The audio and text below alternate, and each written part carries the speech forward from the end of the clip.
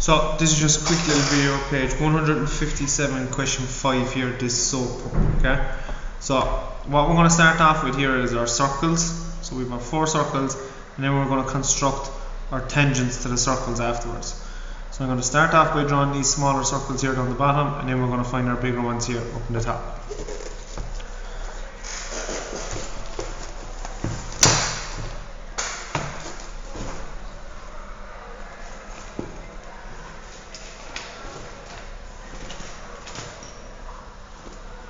So I'm going to draw my line here.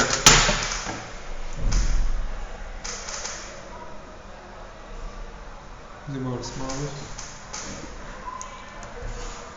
I'm going to draw my line here along the bottom of my page.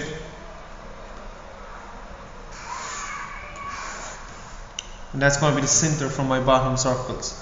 So I need to set radius 12 on that.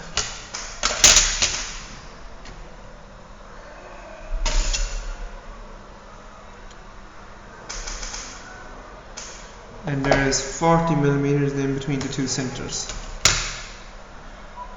40 millimeters there, and I can draw in my radius 12 here again.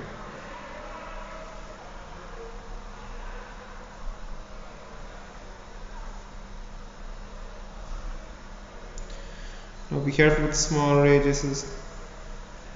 It's hard to get the compass to comply with the smaller radiuses sometimes. So that's our 2 radius 12s down there now anyway. That's our bottom circles set up on our page, okay? Now, next thing we need to do is we need to measure 60 millimeters to the center. I can draw that line across my page. That's the center now for my bigger circles. Yeah, I'm going to get the center point here, so that's 40. So my midpoint there is my center line. I can draw the center line up the page. Now my big circles touching this there, radius 24. So I can get 24 on my compass. Where I have this center line and where I have the center line of the circles coming across, point to the compass there. Swing it. So that's now the center point for the first big circle. And swing it over on the right. That's now the center point of the second big circle. We can draw in our big circles. And that's our circles position so far.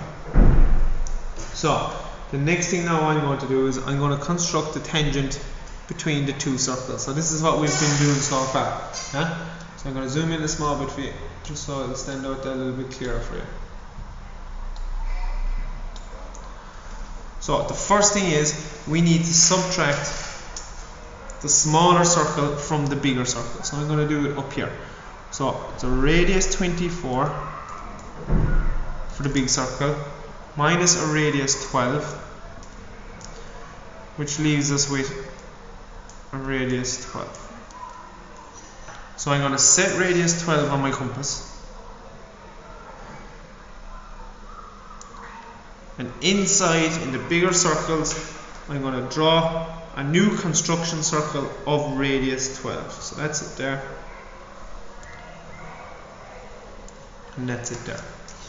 Just so it stands out there a little bit better for you on camera and on video, I'm going to just very lightly go over this in red in dotted line, just to show you that that is a construction circle. And how we got the size of that was minusing the small circle from the big circle, and we just draw it into the center of the big circle. Or the mechanic to the office, please, or the mechanic. Yep. Now what we can do is we can join the centers of the circles. So we're joining the centers of the circles, and we're bisecting that line. Okay, so we're going to bisect that line now. Bisect the line, compass more than halfway. Swing an arc on both sides. Swing an arc. Swing an arc. And we can join in this X shape then. So that now is that line bisected. Okay. Next step is we have to draw in our semicircle. So we draw in a semicircle. using the bisection point between the centers of the two circles. We now join from the center here of the circle out to where the semicircle hits this red construction circle, and we extend it on until it hits the outside of the big circle, like so. Where that green line hits the outside of the big circle, that is our point of contact. Okay? We now need to find that down here in the small circle, so we're going to go parallel to that green line that we found up here. We'll go parallel from the center of the small circle till where it hits the outside of the circle, and that's our point of contact down here.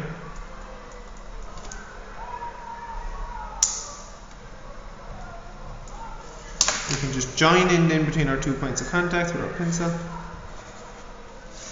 and that's one of the sides of the soap dispenser gap. We're going to repeat the exact same thing over on this other side. Okay? So we join our centers. We bisect our line.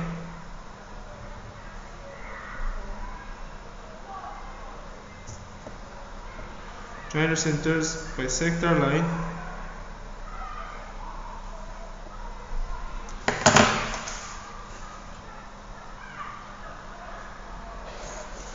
We can now draw in our semicircle.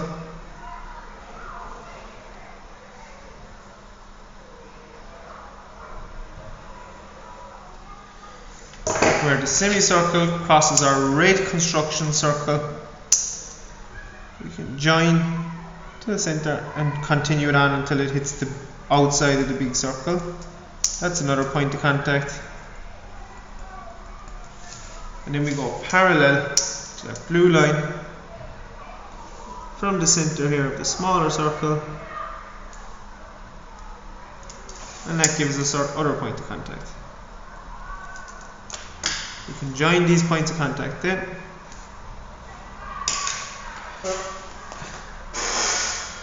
Join the points of contact, and we can join from the centers here then. So that's kind of the main bottle of the soap dispenser completed so far, right? So now we're kind of onto the top of the soap dispenser. So it tells us from the center of this circle here, we're going to have to measure up 38 millimeters. So from the center of these circles here, we're measuring up 38. And I can draw a line lightly across. Draw a line lightly across. Yeah?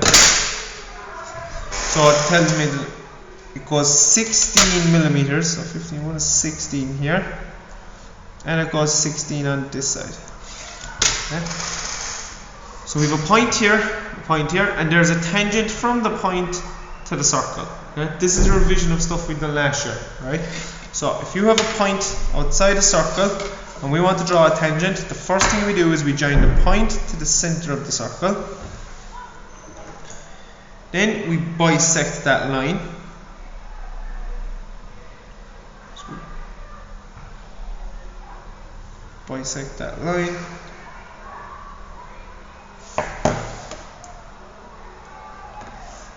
Draw in a semicircle.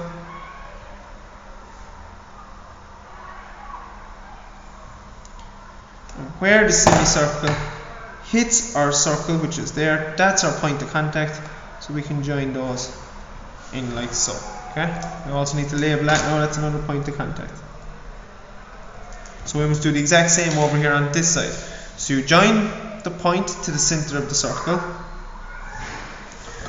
You bisect the line.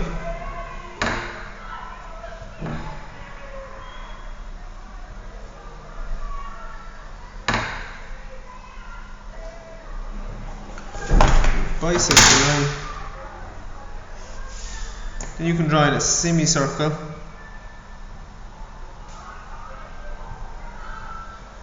Where the semicircle hits our circle, which is there, that's our point of contact, and we can join those up to each other. So that's the main body of the soap bottle done in. goes across here. Now it's just kind of a bit of drawn here really. It goes up 10 millimeters high. Up.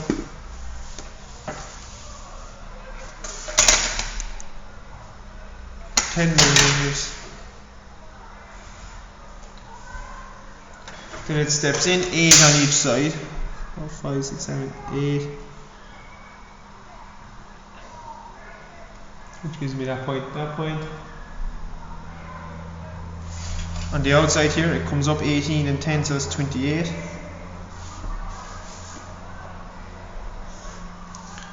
So this comes up 28 millimeters, which is here.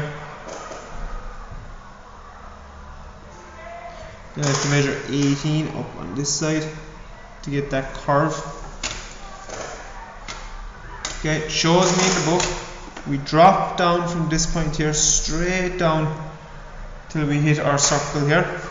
Till we hit that circle, and that gives me the radius then for my curve.